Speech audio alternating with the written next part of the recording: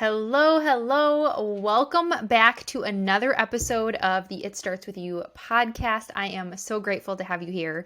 So, today I want to talk about one of my new health habits, which is ice baths. And I want to talk about how this is actually teaching me more about mental toughness. So, if you were to ask me just a few months ago how I felt about an ice bath or a cold plunge or a cold shower, I would have been like, why? Why in the world would you do that to yourself? Right? Like I've done them before. At spas, I've gone and they've got the cold, which isn't even that cold now compared to what I'm doing, but that's besides the point. So if you were to, ask me, I had done them at spas a few times, quickly followed by the hot tub or the steam room or the sauna. And I knew that there was these high level benefits, but I had no interest in doing it until I did. Because we now actually have a cold plunge literally on our back patio. And in case you didn't know this, I live in Wisconsin. And so most mornings, my husband Jake is out there with a sledgehammer, literally just picture this. He is taking a sledgehammer and breaking up several inches thick of ice in the morning, surrounded by snow. Sometimes it's been like 7 degrees, 20 degrees. And I go out there in, like a swimsuit or shorts and a tank top or whatever, my little towel, and I sit in a tub of ice. Now, why do I do this to myself? Why do we do this to ourselves? Well, for one thing, the health benefits. So if you look up the research about, taking cold plunges, there are a ton of different benefits. It could reduce inflammation, it relieves sore muscles, it supports your immune system, it can improve sleep, lifts your mood and mental state, it improves your, mental health, and a ton more. I would definitely encourage you to look up the science behind all of it. And I'm not a doctor or anything. Here's my disclaimer that I'm not a doctor. So I am not telling you that you should start doing this. Although if you consult with your professional or your doctor, whoever it is, and they say it's safe to do so, I highly recommend you do it. But one of the reasons we're doing it is because of the health benefits. And if you've been around here for a while, after our last year of health scares, so if you don't know my story, if you're new to tuning in, last year my husband was diagnosed and treated for cancer. I have multiple strains of Lyme's disease and mold toxicity and a lot of gut imbalance issues. So we have had, a slew of health issues. And so at this point, we are now at the point where we are determined to do all the things that I used to think were really crazy, to not just live and survive, but to actually live optimally. And so we are doing this thing.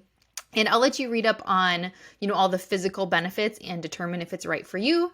That's outside of my wheelhouse of training, other to share my personal experience and say that going in, it sucks. Like it's not like I'm like, yes, I can't wait. What I look forward to is how it feels after, because people have asked me, since we started posting about this, both Jake and I have been posting about it, and I've gotten so many comments and questions and opinions, people saying like, what are you doing? That's crazy. How does it feel? And it's afterwards, it is so invigorating and it's energizing, and it is crazy, the energy that I've gotten out during the day. But am I motivated to go into that every morning, like step outside in 7 degrees in like a swimsuit and sit in an ice bath? No. But I do it. So other than the physical benefits, I really want to talk about the mindset piece of this. And I'll stick more in my lane of expertise. So, that being one of the main reasons is sitting in freezing cold water every morning. The mental toughness that requires and builds is a huge piece of it. And this is one of the big things that I like to stand, like one of the pillars I stand on, is that you are so much stronger than you give yourself credit for. And this is one of those things that really tests you. So, I'm certified as a core energy coach, which is essentially, shifting how we show up internally through one of the top coaching schools, which is IPAC, Institute for Professional Excellence in Coaching, as well as a mental fitness coach through Positive Intelligence. So I'm really trained to help people remove their own limiting blocks, their own limiting thoughts, beliefs, and really shift how they show up in their life, shift their energy, which shifts results, and really increase mental fitness to achieve those big goals. And all of that really based in things like neuroscience and positive psychology and performance science and things like that. And so once I dove into the world of self-development a few years ago, I became obsessed with this idea that we can actually rewire our brains to work for us instead of against us. Like if you actually think about your brain, it's wired to respond or react to things in a certain way. We can rewire that. And my first really real exposure to this was when I did that fire walk with Tony Robbins at his Unleash the Power Within event. So I've talked about this on a prior episode before, but if you're new to tuning in, I had bought tickets for my husband Jake to this Tony Robbins event back in 2019. And honestly, I wasn't sold on Tony yet. I thought it was a little bit crazy, which it is, but in a good way. But I bought these tickets for him, and I had made up my mind going. If you've ever seen this, there's the what they call the fire walk, and you walk over hot coals. And going into the event, he was going to do it, and I was like, absolutely not. There's no way that I'm doing this. And here I found myself on a 1 or 2 a.m. in the morning out there with all these people walking over these hot coals. And what I found fascinating is that we spent really the entire day getting our minds ready for that moment. We did exercise after exercise to prepare our minds and bodies for that fire walk. We didn't practice by walking over hot coals, but by the time we got to the hot coal, it was as if we had already done it because we had trained our minds so much to prepare us for it. We had learned different tools in neuro-linguistic programming and neuroscience and things that you actually we were working on rewiring our brain, and things like where your focus goes, your energy flows. So what you focus on is what you create. And so we did things like reframing our thoughts, and we did visualizations of imagining ourselves walking over it. And all day we were preparing ourselves for this moment so that we were fully ready for it. And all of that was our minds. And I just became obsessed with this idea that we can do this and that we're really the only thing standing in our way. And you can hear that, and it can be like an inspirational quote for you, or you can really understand it. And for me, I wanted to understand it because once I understand something, I am bought in, and I want to help, buy other people into this.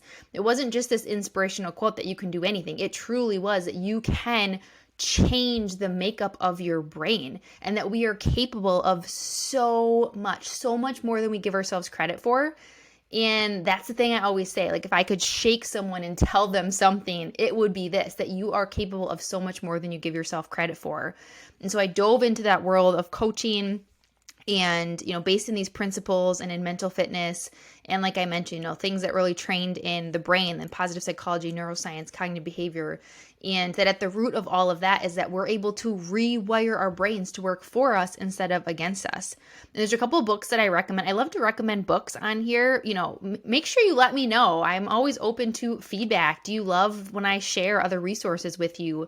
I know that for me, I love when other people share their resources. So if you're interested in learning more about these things, I highly recommend books like Energy Leadership, the 7-Level Framework for Mastery in Life and Business by Bruce Schneider. So that's actually one of the things that I'm certified in, is based in that energy leadership.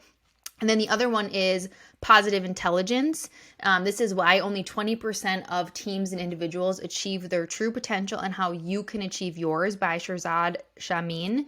And I can drop those in the notes as well. But those are really great books that talk about some of the science behind all of this. And these are concepts that have changed my own life, that have changed my clients' lives, and many of the people that are implementing these things in their lives. Your mind is like other muscles. Like, it has to be trained. Otherwise, it's happy to just default to this fight or flight mode and convince you to run or to hide or to stay where it thinks it's quote unquote safe, right? And over time, the more that we do that, it has been wired to sort of revert to these self-sabotaging thoughts that are keeping you from taking big action, right? The things that are keeping you from seeing opportunities, and instead you're seeing problems, or your brain is convincing you that you can't, or that you won't, or that you shouldn't. And it's not doing it to be mean. It's literally trying to protect you. It's in this sort of survival mode and it thinks it's keeping you safe. But what happens is it oftentimes keeps you stuck and it hinders you from actually reaching your full potential because you can't live optimally when you're just trying to survive, or so your brain thinks. You can't live optimally when you are just trying to survive.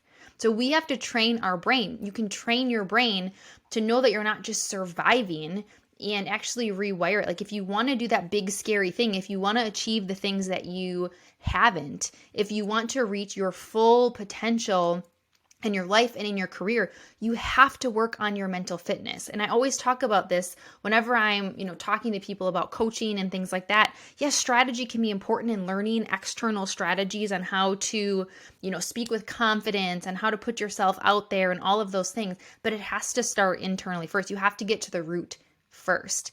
And this includes doing things that challenge you. So when we get up in the morning and we're breaking inches of ice and we're stepping out into this freezing cold weather and into this freezing cold water, do we want to do that? Well, not really. I mean, I would rather be snuggled up in my PJs under a warm cover, which is what my son Sawyer is usually doing while he watches us out the window. But we do it anyways. And on the days that we don't want to do it is especially when we do it, right? Because we do it because we said we would do it. We do it because we are building up that mental toughness to do things even when we're not motivated to do them. That was one of the previous episodes that I did. If you want to check that out, about habits, how you're not always going to be motivated, but you can create discipline in habits. And I've heard people say this before, how you do anything is how you do everything. So how you show up to your commitment to something like this is a reflection of how you show up in your business and in your career and in other areas of your life. How you do anything is how you do everything. Or said another way, if that one doesn't feel fully true for you, how you do one thing is how you do most things, right? So if you say, I'm going to work out today, and you don't, and you keep doing that, and you make that a habit of missing it, you are training your brain to negotiate with yourself. And if you do that, how possible is it that when you say you're going to reach out to a new business prospect, or you say that you're going to reach out for that promotion or for that new project, that new opportunity, that you don't and that you push it off, right? The other day, I really didn't want to do that cold plunge. Like I think it was 7 degrees out. The water I think I got in my own head watching Jake break up the ice and throw ice chunks out. And I was in my head. And the second I stepped in, I knew that I was struggling with it. I had a hard time catching my breath. And I know the key is that you need to be in control of your breath, but I just couldn't seem to do it. And I actually I closed my eyes and actually got dizzy for a minute because I was breathing too quickly, and I didn't stay in super long, but I did it. I could have said, oh, it's too cold out. It's, I can't do this today, but I did it. And then the next day, it actually felt a lot easier and I stayed in longer and I felt great. And just because it was hard one day doesn't mean it has to be hard today. Right? And I could have convinced myself not to do it, or I could use it as proof that I can do hard things. So now maybe for you, ice baths isn't your thing. You're like, Julie, there's no way I'm going to do that. And I don't blame you for that. But what is that thing that you are going to start doing that is going to challenge you? What's that thing you can do that's going to build up your mental toughness?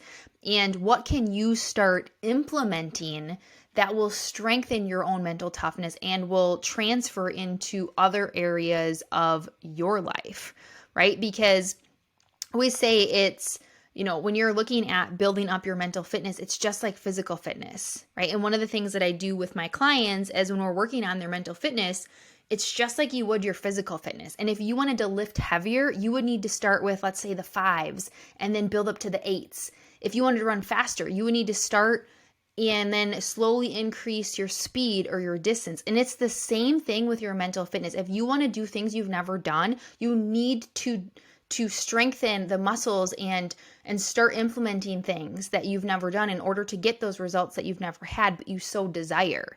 We need to do these quote unquote reps to strengthen those muscles and rewire our brains to be able to see opportunities instead of problems.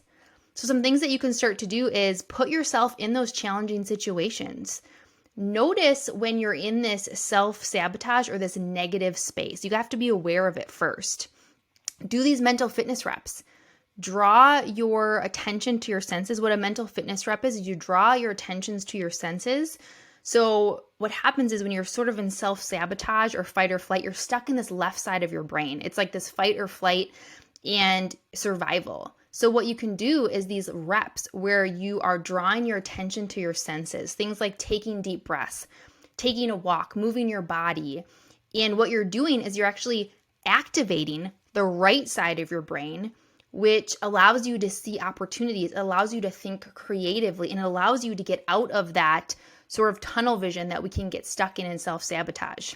So once you do one of these reps, you then ask yourself, what is the gift or opportunity in this situation? And the more you do this, the more that you can catch it. Do one of these reps and actually activate that right side of your brain and ask yourself what the gift or opportunity is.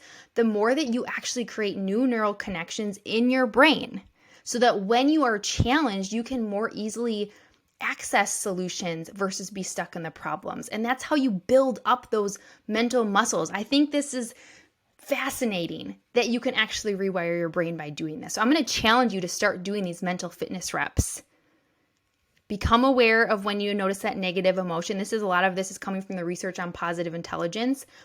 Draw your attention to one of your senses, like taking deep breaths, like taking a walk, like looking at something intensely, because you're quieting that self-sabotage on the left side of your brain and you're activating the right side.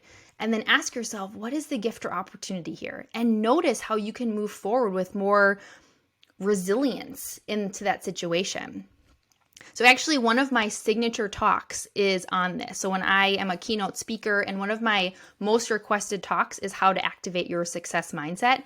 And I speak to all different groups about how to really build your mental fitness in order to reach your highest levels of potential. So if you're new here, I run a coaching and training company and one of the pillars of my business is helping others to speak with more confidence. When it's corporate, I'm helping people speak with more clarity and confidence in their role. And I also help entrepreneurs. How can they speak with more confidence and how can they actually use speaking to grow their business? So coaching aspiring speakers on creating their own talks and growing their own business and impact through speaking. And I am actually running a 5-day boot camp, March 20th to March 24th. That is going to be so much value if you are looking to get into speaking, finding your talk topic, deciding on your audience, creating your talk outline, positioning yourself as a speaker, finding opportunities. This is going to be such a high value offer of 5 days. I cannot wait. We have so many amazing people already signed up. So this is really a low ticket but high value offer for you, and is going to really help equip you with all the things you need to do to kickstart your speaking career. So if you're interested in this, check out the link in the show notes for more details and to get your spot in this upcoming boot camp. And as always, if you loved this episode, be sure to share it out on social media and tag me with what you are doing to work on your mental toughness.